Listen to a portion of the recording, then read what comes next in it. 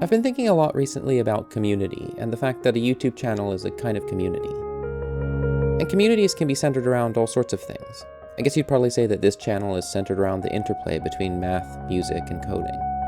The balance varies from video to video, but I think if you were to dig for a common denominator, it might be a sense of wonder.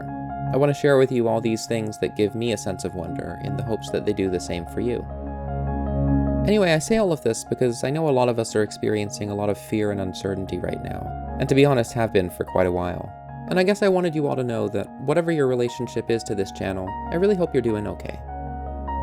And maybe this is a little corny, but I'd really like this channel to be a place of refuge for you, a place to recharge your sense of wonder in the face of a sometimes scary world.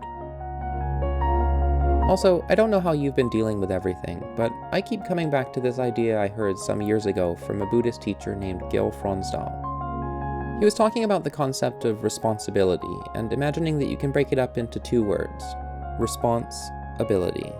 As in, what is your ability to respond to the circumstances around you?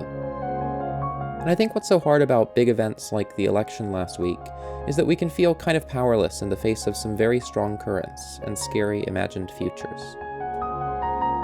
But the point is that we do always have an ability to respond in some way in the context of our lives. Occasionally we may be able to respond in big ways that touch a lot of people, but more often we have the most responsibility, the most ability to respond more locally, with our friends, our family, and the people we encounter on a day-to-day basis.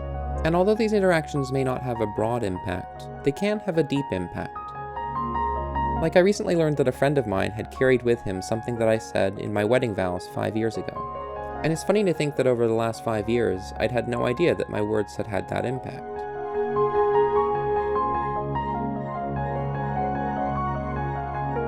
So in terms of responding to the political circumstances that we see around us, in the lead up to the election, I actually did try to go broad, or at least as broad as I could, by spending months working on a video about the value of a vote. I put all of that energy into the video because this felt like the biggest platform I had to respond, to potentially make a difference. And maybe that was worthwhile, maybe it wasn't. I certainly learned a lot in the process, and maybe more than anything, it gave me something to focus my energies on instead of just feeling anxious about something I couldn't control. But now that the election is over, I've been thinking about how I can respond. And for the most part, I've been doing so in that narrower, deeper way, calling friends and family and spending time with my kids.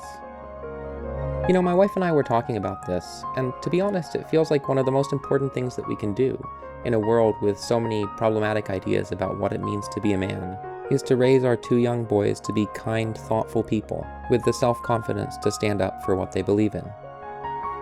Anyway, I realize you don't come to this channel for Buddhist philosophy or politics, and I don't intend to make a hard pivot in that direction anytime soon. But I do hope that all of us can take a cue from the song whose Fourier decomposition you're listening to right now, and never give up. Never give up on caring, and never give up on responding to the world around us in the ways that we are able to.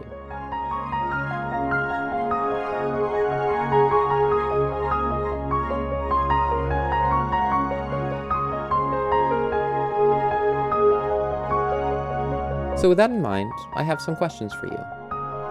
First, I'm curious what kinds of action, however small, have felt meaningful or helpful to you over the last week or so. Do you have any suggestions to others who might be watching this video and feeling kind of powerless and discouraged?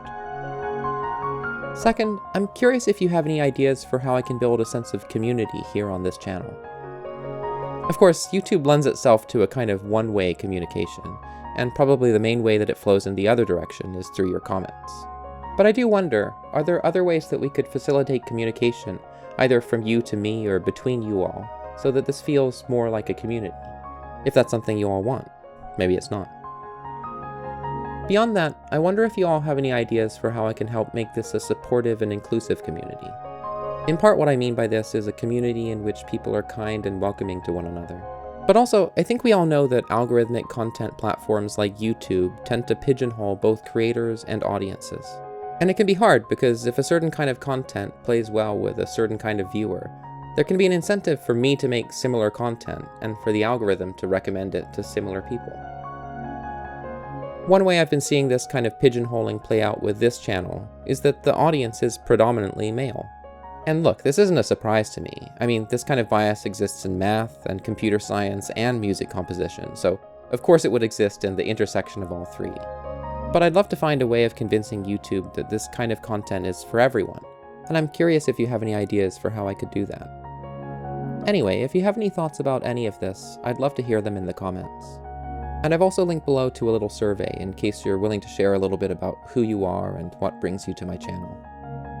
Oh, and if this kind of video is not at all what you want from this channel, that's okay too. The next few videos are going to be about nerdy music topics just like they should be.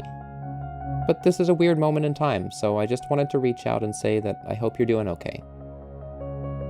Take care of yourself, and take care of each other.